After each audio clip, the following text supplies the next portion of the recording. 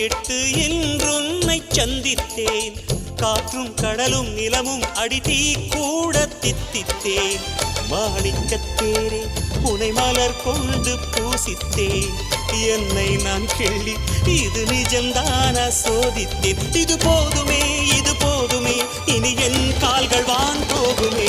என்ன அழகு எத்தனை அழகு கோடி மலர் கொட்டிய அழகு இன்றெந்தன் கை சேர்ந்ததே.